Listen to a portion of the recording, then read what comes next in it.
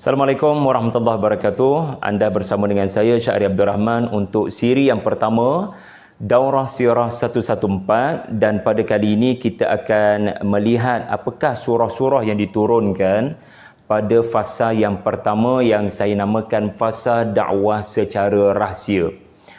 Dan kita bukan sekadar akan mengetahui apakah surah-surah yang diturunkan, tetapi kita juga perlu tahu, dan ini lebih penting di sebalik daurah ini adalah apa yang telah berlaku kepada Nabi sebelum turunnya surah-surah ini, dan apa yang telah terjadi kepada Nabi menjelang umur 40. Untuk makluman semua yang mendengar, saya sebutkan terlebih dahulu kesimpulan penting daripada siri yang pertama. Ada 5 surah telah diturunkan pada 3 tahun yang pertama daripada usia perjuangan dakwah Nabi 23 tahun. Dan surah yang pertama kita boleh lihat surah Al-Alaq dari ayat 1 hingga 5. Kemudian surah yang kedua diturunkan adalah Al-Qalam 1 hingga 7. Walaupun ulama berbeza pendapat, ada yang menyatakan Al-Muzammil sebagai surah yang kedua, Al-Qalam adalah surah yang keempat. Tetapi daurah ini saya tak nak bawa tuan-puan kepada perbezaan pendapat. Kita ambil pendapat yang kita yakin paling kuat dan paling ramai memihak kepada pendapat berkenaan. Manakala surah yang ketiga adalah Al-Muzammil ayat 1 hingga 9, Al-Muddathir ayat 1 hingga 7, dan terakhir ditutup oleh surah 7 ayat, Suratul Fatihah. So daurah ini bukan sekadar nak kita tahu surah apa yang diturunkan, kerana surah-surah ini pun tidak lengkap kesemuanya. Tetapi kita nak tahu apa ibrah boleh diperolehi daripada perlantikan Nabi sebagai seorang Rasul.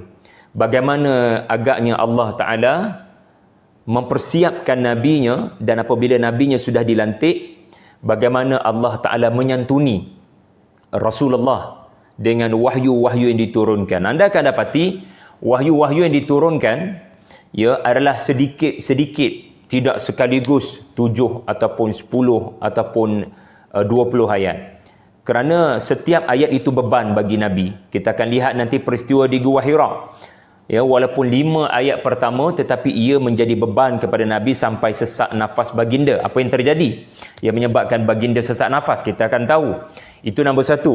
Iaitulah kita dapat lihat macam mana maha bijaksananya Allah menyantuni Rasulnya yang dari kalangan manusia, bukan malaikat. Malaikat Jibril tidak perlu lalu proses-proses seperti ini barangkali, tetapi seorang Rasul daripada manusia tidak boleh dibebankan kepadanya sekaligus dengan banyak ayat. Maka dapatlah kita lihat kesemua 5 surah ini adalah dalam kadar 5 ayat, 7 ayat, 9 ayat. Itu nombor 1.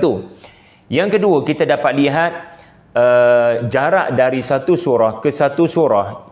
Maksud saya jarak dari 5 ayat pertama dengan 7 ayat yang seterusnya, jarak 7 ayat yang sebelumnya dengan 9 ayat seterusnya, jarak 9 ayat sebelumnya dengan 7 ayat seterusnya adalah jarak yang panjang-panjang, barangkali memakan berbulan-bulan.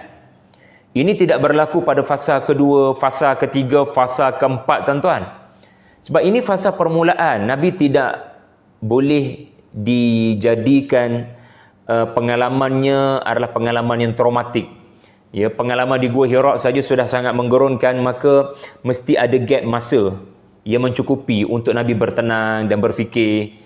Banyak yang kita belajar sebenarnya, khususnya sebagai seorang pendidik, sebagai seorang guru, dalam menghadapi pelajar-pelajar yang barangkali baru kali pertama memasuki universiti.